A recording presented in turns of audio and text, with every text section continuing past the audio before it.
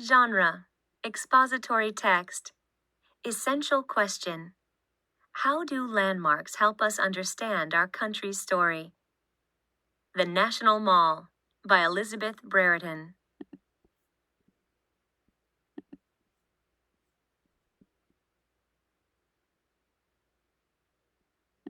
Introduction. The National Mall is a park in the center of Washington, D.C. The Capitol building stands at the head of the National Mall. The White House looks out over the mall. The National Mall is an important gathering place in our nation's capital. People watch the inauguration of the President of the United States from the mall. On the 4th of July, thousands of people come to the mall to see fireworks. People also meet there to hold protests and rallies. Caption: the Capitol is where Congress meets to make the nation's laws.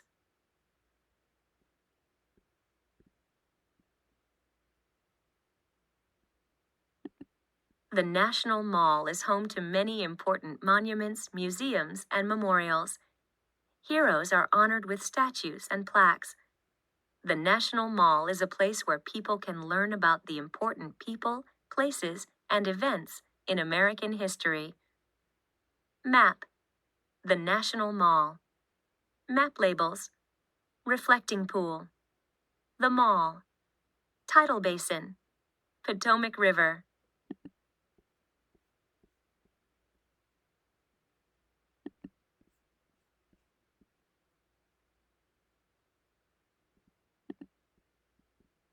Chapter 1: Honoring the Great. The Washington Monument is at the center of the National Mall. This landmark is dedicated to George Washington. He was America's first president. The obelisk is 555.5 feet high. It is the tallest structure in Washington, D.C. By law, nothing is allowed to be taller. Caption: construction of the Washington Monument began in 1848, but was stopped during the Civil War. It was finally completed in 1884.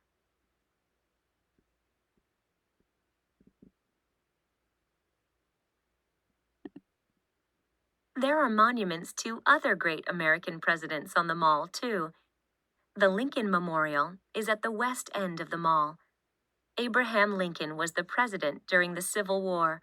He is famous for ending slavery in the United States. His memorial was built in the style of the temples of ancient Greece. The Thomas Jefferson Memorial honors the third president of the United States. Jefferson also wrote the Declaration of Independence.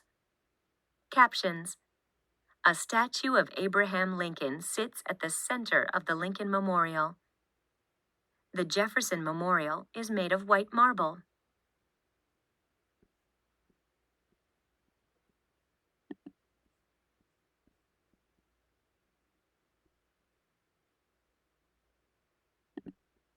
The Franklin Delano Roosevelt Memorial is another presidential monument. Roosevelt was the president for 4 terms. He led the United States through World War II. The memorial is divided into 4 outdoor rooms. There is 1 room for each term that the president served. Sidebar: up close, Martin Luther King Jr. Memorial. Martin Luther King Jr. was a civil rights leader who worked toward getting equal rights for African Americans. In 2011, a memorial to Dr. King was opened on the mall. It features a 30-foot statue carved from granite. King delivered a famous speech called "I Have a Dream" from the steps of the Lincoln Memorial. Caption: Roosevelt was the President of the United States from 1933 to 1945.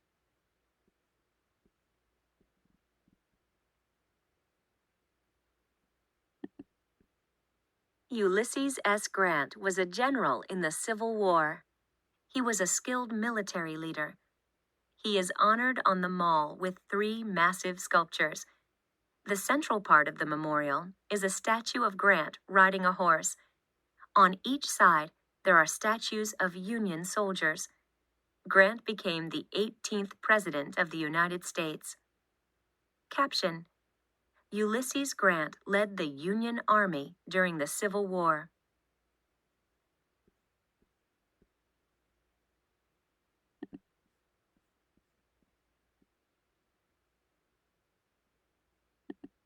Chapter 2: War Memorials.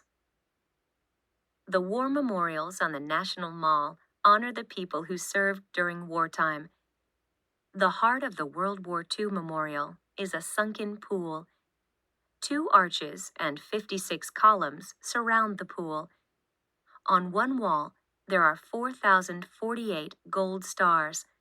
The stars represent the more than 404,800 American soldiers who lost their lives in the war.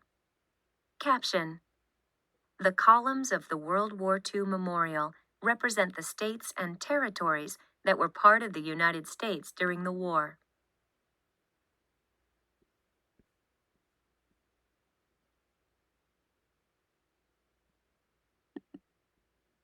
The Vietnam War was America's longest war. The Vietnam Veterans Memorial was completed in 1982. It is dedicated to the Americans who died or went missing in action during the Vietnam War. Their names are written on the walls of the memorial. A statue honoring the thousands of women who served in the war is also part of the memorial. Caption: This statue honors the women who served in Vietnam.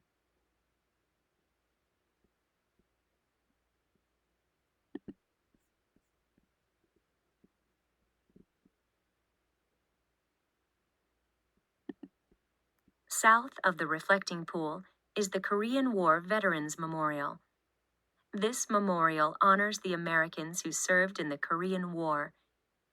19 sculptures of soldiers are placed throughout the site. About 2,500 images of people who served in the war appear on a wall of remembrance. Caption: These sculptures are part of the Korean War Veterans Memorial.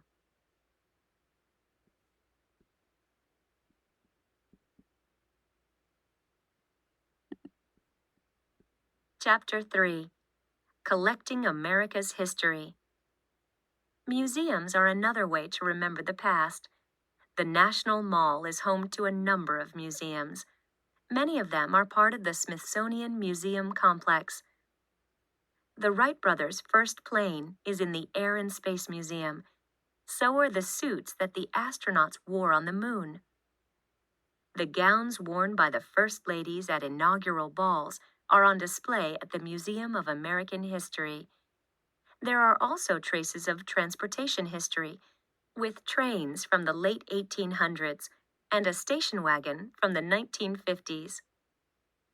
Caption: The Air and Space Museum has a collection of early airplanes.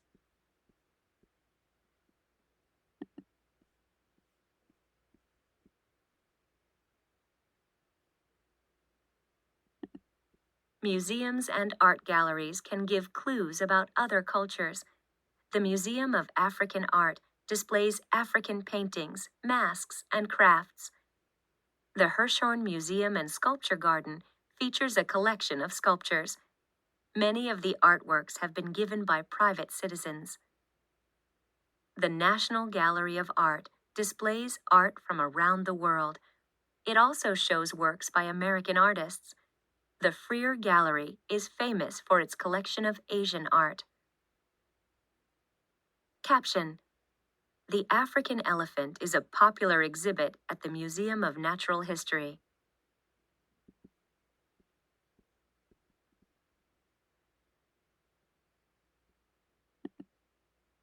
Sidebar: Up close. National Museum of the American Indian. The National Museum of the American Indian is the first national museum dedicated to Native American culture and history. It has thousands of historical items, as well as films and photographs. Caption: The Hirshhorn Museum includes a sculpture garden.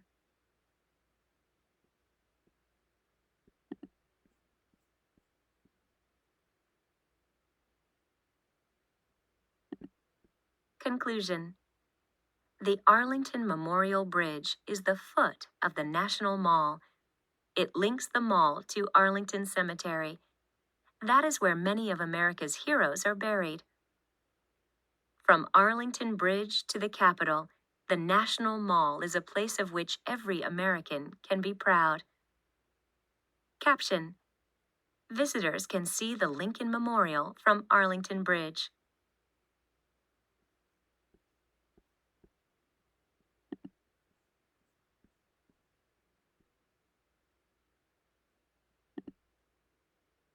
Gateway Arch. Gateway Arch is the tallest monument in the United States. It was built to honor President Thomas Jefferson, the explorers, and the pioneers for their role in westward expansion. The arch is in St. Louis, beside the Mississippi River. St. Louis is where many people began their journey west. Sidebar. Growing West. While he was president, Thomas Jefferson bought the Louisiana Territory from France. This huge area of land stretched from the Mississippi River to the Rocky Mountains. It doubled the size of the United States. Jefferson sent the explorers Lewis and Clark to map the new territory.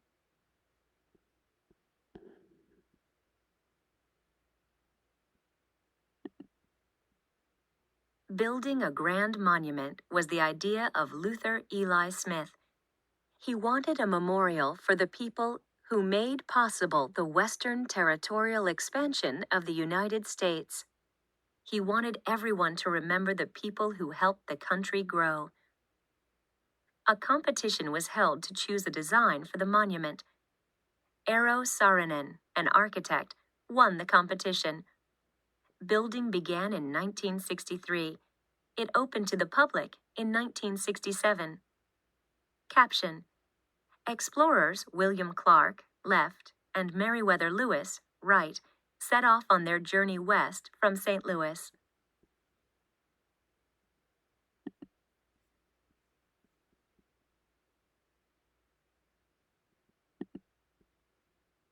The Gateway Arch is 630 feet high.